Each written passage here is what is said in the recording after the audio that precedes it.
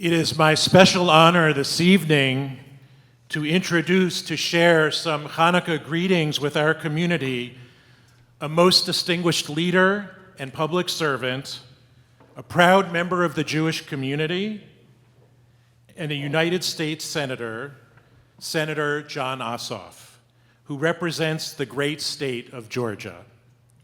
Senator Ossoff was born and raised right here in Atlanta, where he developed a deep connection to both his Jewish heritage and a heartfelt commitment to public service.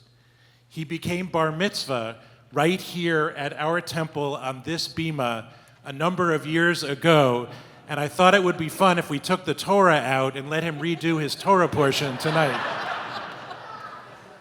He attended Georgia schools before studying diplomacy and international affairs at Georgetown University and later earning his master's degree from the London School of Economics. In January 2021, Senator Ossoff made history in more ways than one. At the age of 33, he became the youngest senator elected in decades, the first Jewish senator from the state of Georgia, and the first Jewish senator from the Deep South in nearly 50 years. His swearing in was deeply symbolic. He took his oath with a treasured book of Hebrew scripture, once owned by Rabbi Jacob Rothschild, our rabbi, honoring both our heritage and the civil rights legacy of our community. Throughout his time in the Senate, Senator Ossoff has worked across the aisle to pass meaningful legislation, from protecting children online to strengthening public health and honoring the memory of civil rights heroes. He has brought home investments for infrastructure and economic development to communities across Georgia, and he continues to serve with dedication to fairness, to dignity, and to justice for all. As we celebrate tonight the Festival of Lights, a story of courage, resilience, and hope, we welcome for special greetings this evening Senator Ossoff, whose own journey reflects many of these same values. Friends, please join me in welcoming United States Senator from the state of Georgia, John Ossoff.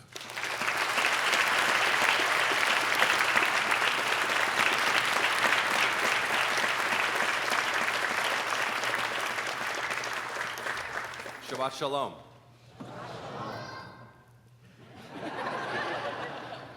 And good evening.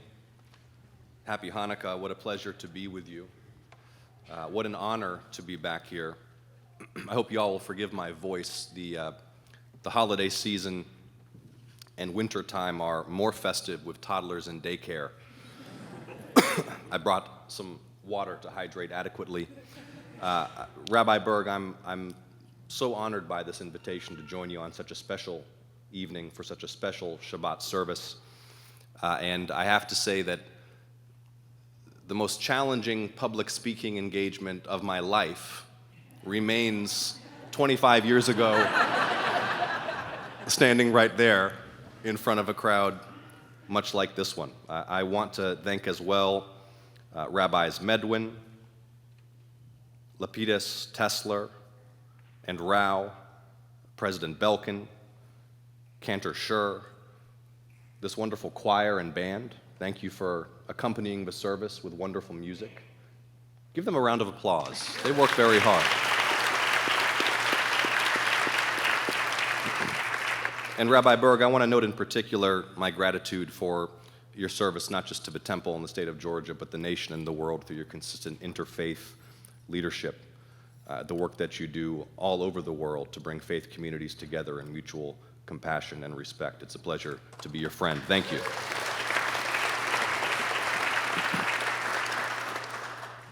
My remarks touch on troubling recent events and sensitive to the presence of some very young children here.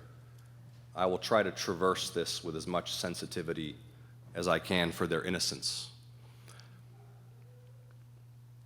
Matilda's teachers called her their little ray of sunshine. Matilda's favorite color was purple. Matilda had come with her parents for a giant menorah, donuts and kosher food, face painting, a petting farm, arts and crafts.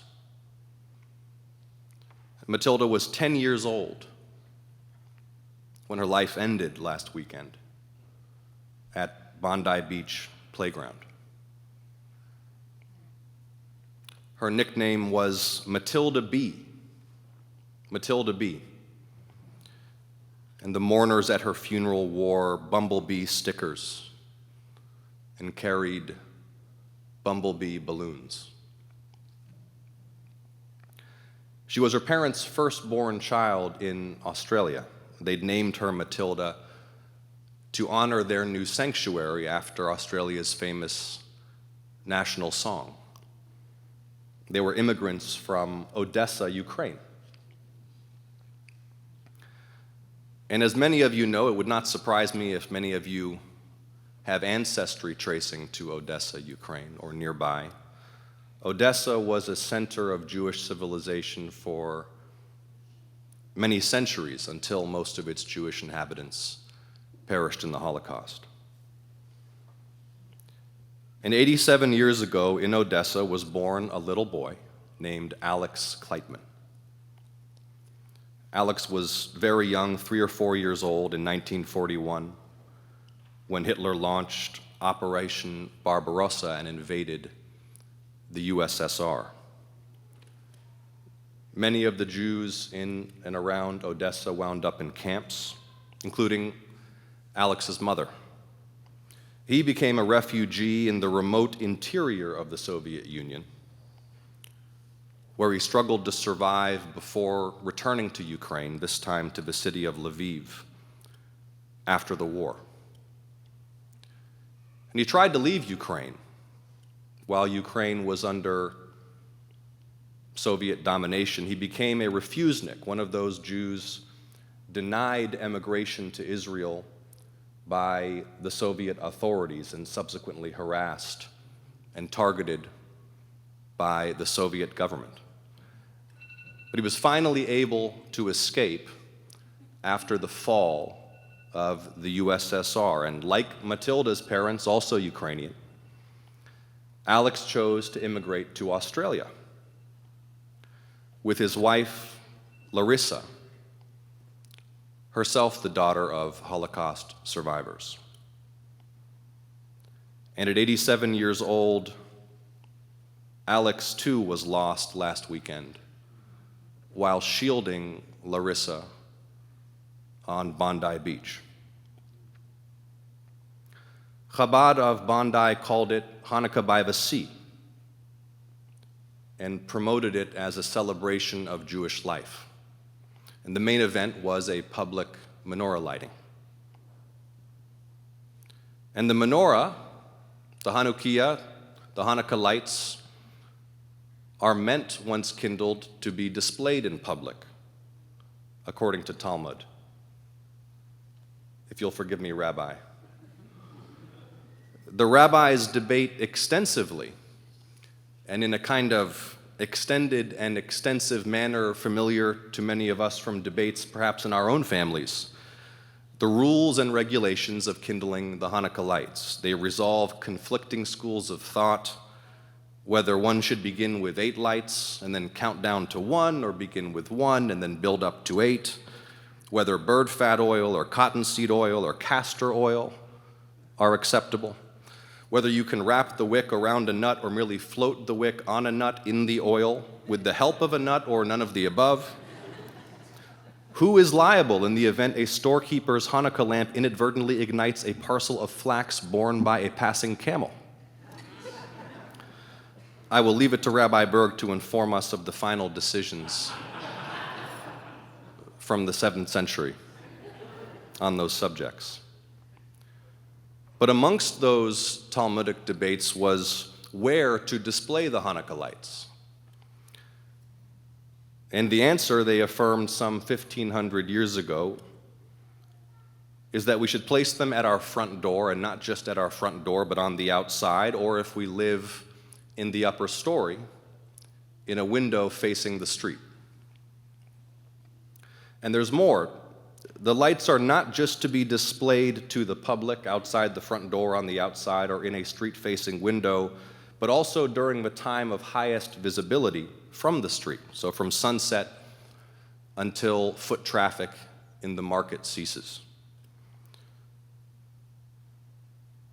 Rashi called this Pirsume Nisa, or publicizing the miracle.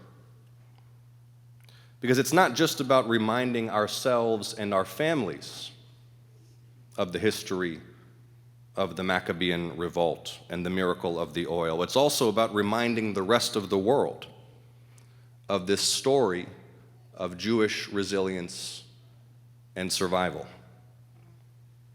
And so a public menorah lighting on Bondi Beach is very much in keeping with this law and this purpose.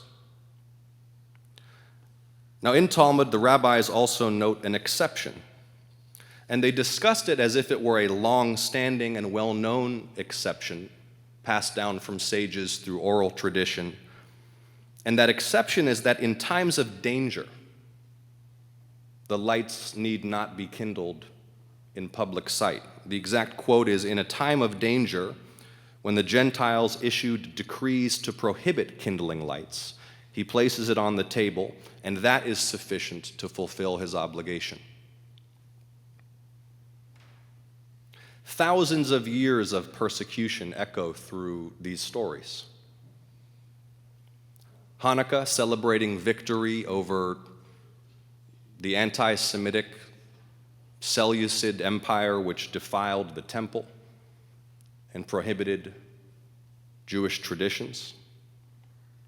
And then the celebration of that victory, crafted as a public reminder of our resilience and our defiance, except at those times, because they recur so often, when it is too dangerous to celebrate in public. And then in Australia, the Jewish child of Ukrainian refugees and a Holocaust survivor from Ukraine murdered by terrorists targeting Jews at a public menorah lighting.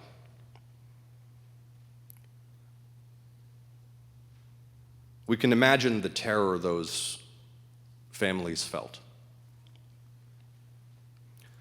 the unbearable horror of losing a small child there and laughing and playing with a whole life ahead of them one moment, and then gone, and to have lost that one child because that child was Jewish. A horror experienced by so many generations of Jewish parents over thousands of years. So it is as vital as ever that we kindle these lights in public. And we will not be driven by hate or by violence to do it secretly indoors. It's an honor to represent you all. Thank you so much.